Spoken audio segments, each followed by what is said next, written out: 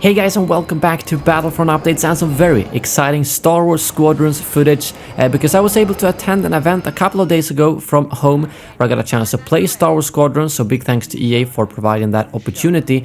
But where basically I got a chance to play through both the prologue of the game, the dogfights game mode, the fleet battles game mode, as well as a little bit on the practice range and look around in the menu and so on. So in this video I wanted to give you my impressions of of Star Wars Squadrons after playing it for a couple of hours, and in the background you will see a bit of mixed gameplay from fleet battles and dogfights. So we had very limited amount of games, so obviously you'll see that I'm not the best pilot, but I was still able to sometimes even top the scoreboard, although I felt like I was playing pretty poorly. But I would say that my first impression of playing the game, like the absolute first thing I thought about after playing a game round or two, is that it was a lot more depth into the gameplay than I expected. Obviously, we knew roughly, well, how it was going to work with the power management, the shields and all that kind of stuff, but it's just so much more advanced than something like Battlefront 2's flying, and trying to keep track of all the controls and everything you can do was not the easiest thing. And although I played a couple of hours, I was still honestly completely lost at the end of it, and because you have to balance stuff like your power management, where you can choose if you want to put your power to the shields, to the engines, to the blasters, and then on top of that you've got your shields. If you have a ship with shields, where you can balance them from back to front, just back, and then you have the counter measurements, 2 or 3 extra abilities, your different maneuvers. So there's obviously a lot of things to keep track of, and even though I played for hours, I didn't get a hang of all of it. I think the power management I got a hang of pretty well, being able to switch to the engines as soon as you want to get out of trouble, or switch to the shields if you're getting bombarded, or when you're ambushing someone or attacking from the back, just put all your power straight to the blasters and try to kill them as fast as possible. So I think the power management was something that I sorted out pretty well. But in terms of angling the shields from back to front, I didn't really learn that. And on top of that, I unfortunately only got to play as the Imperials on the fleet battles, and the only ship there that has a shield was a TIE Reaper, which I didn't play a lot. So yeah, I didn't really get a lot of experience with the shields, and I mostly got to play the Imperial fighters. So first of all, the prologue I'm not actually allowed to show any footage from, and I don't want to spoil anything from it, but it was a pretty good prologue that set up the story from both sides, as well as gave you some basic tips on how to fly. So it's definitely something that you should play first. Actually, I think you need to play the prologue first, and after you're done with that, you can choose if you want to continue playing the campaign or if you want to jump into dogfights or fleet battles or something like that. And also in the real version, you will actually have to play a lot of dogfights before you can go to fleet battles, as well as a fleet battle tutorial, but they had sped that up here so we could get faster into fleet battles. We still had to play the fleet battle tutorial, but in the real version you will have to play plenty of dogfights before you can go into fleet battles, which I think is probably good, because as I said, although I tried to pay attention to all the controls, I still felt pretty lost when it came to the actual battles. As for the practice range, I only had literally like 3 or 4 minutes in there, so I only got to fight 1 squadron of enemies, but I did notice that you basically have a menu where you can choose to deploy enemy squadrons, friendly squadrons, capital ships and all that kind of stuff. So it seems that you can kind of make your own scenarios there, depending on how much of a challenge you want when you practice in the practice range. I wish I had more time in there, but at least you get an idea of what you can expect from it from this short clip here. As for the dogfights, they actually felt pretty empty. I mean, it was 5 versus 5, so it's not going to be a lot of ships, but the gameplay here is pretty cut down. But if you were to look at the full 10-15 minute rounds, there's a lot of times where I don't see anyone and where I'm basically just flying empty space, which was a little bit of a shame. But I guess on the other hand, if you were thrown straight into battle, it might have felt a little bit too annoying to maybe die in a couple of seconds.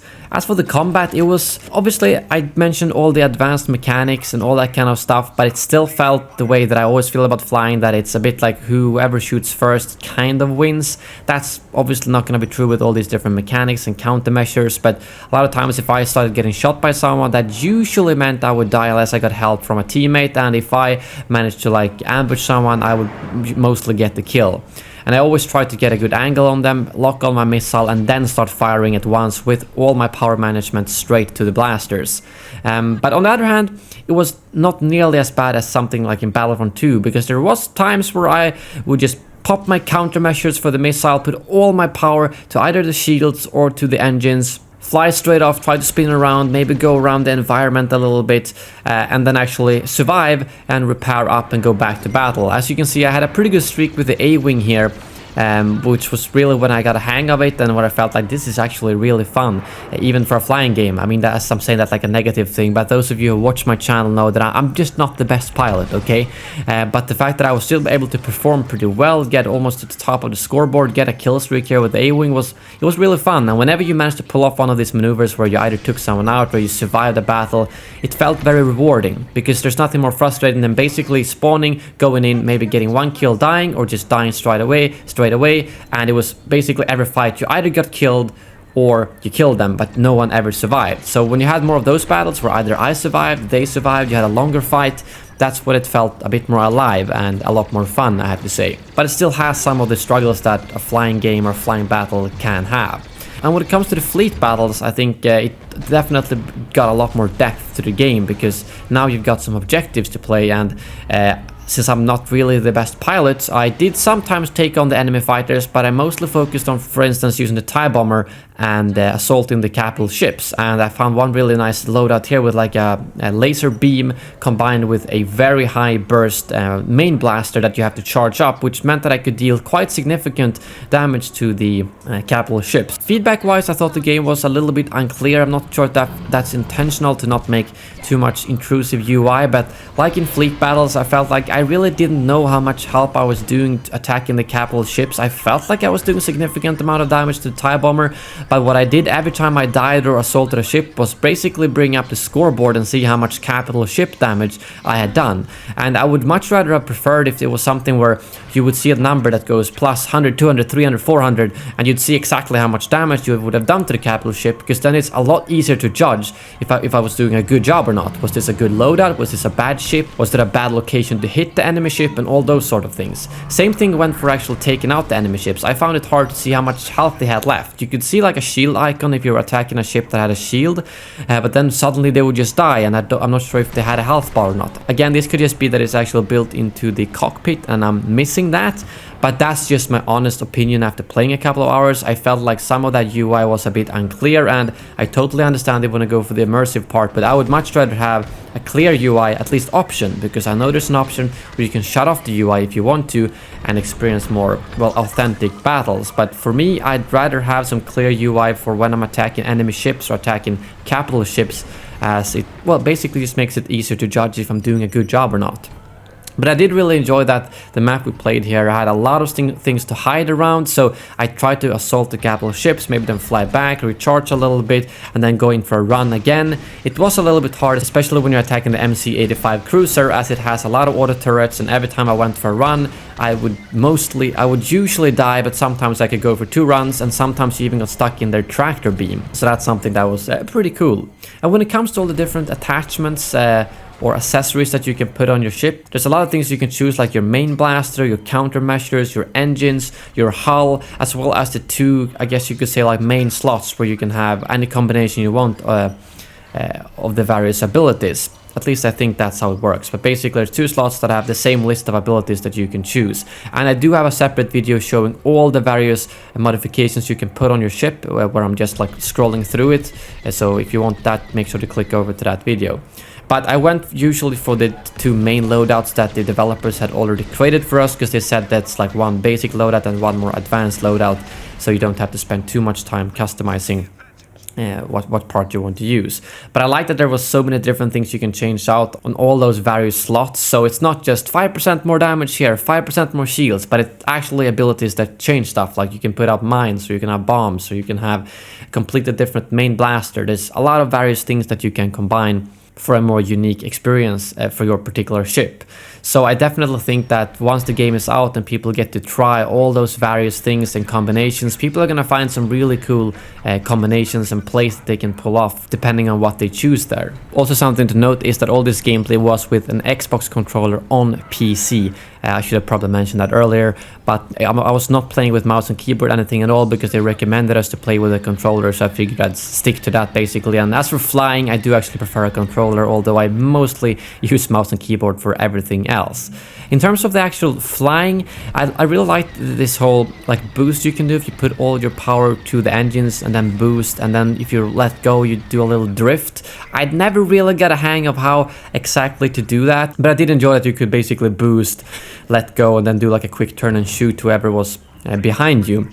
And on top of that, I also like that you can go down to 0 speed and basically float down in space. Something that if you play the Battlefront game, you can't do. You always have speed. So a lot of this gameplay, you might be seeing me sitting still too much because I'm just used to not being able to stop completely. So maybe I only wanted to slow down a little bit so that I could get a better angle on shooting the enemy. But all of a sudden, I'm just sitting still floating in space. That's something I definitely gotta practice on when this game comes out. But I think it's really good that you have that option, because sometimes I would actually fly into a little crevice, stop the ship completely, and just sit there and wait for my repairability to come back on if I had it equipped. That's also something that I think in fleet battles is probably pretty helpful, because every time you die, that progresses the enemy's morale, as it's called, and the morale is basically how you shift between the different phases. Either you attack the enemy fighters, the enemy cruisers, or lastly their main capital ship, and it goes kind of back and forth in a tug of war, depending on how much morale you get, which again you get for killing the enemies. So I thought it was pretty important to try and survive. So if you have a repairability,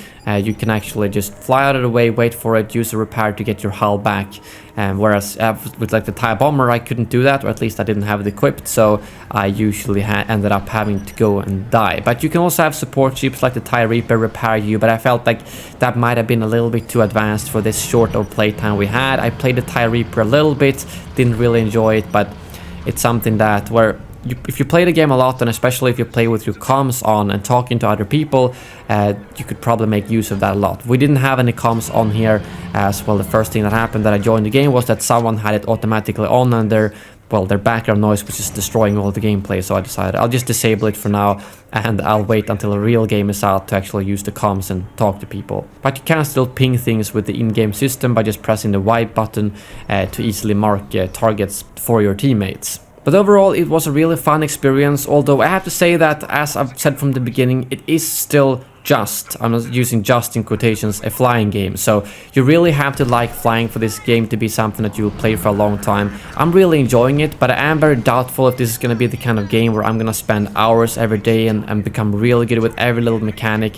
because there are a lot of stuff here that you can really master, and that's still something I felt I wanted to jump straight in and play more, to learn how to properly power management, to try out all the different equipment to the ships, to learn how to master the shields and all that kind of stuff. But I'm not sure if it's ever gonna be a game where it's even close to Battlefront in terms of how much I play it. But for people who really enjoy the flying part of Battlefront, or flying in any game, I think it might be a success. But again, it is limited to flying, I'm not gonna deny that. And as of right now, I'm probably most excited for the campaign, to be honest, because a canon Star Wars story is always really fun. And although the Battlefront 2's campaign had its flaws, I still really enjoyed it. It was a canon Star Wars story I could experience through a game.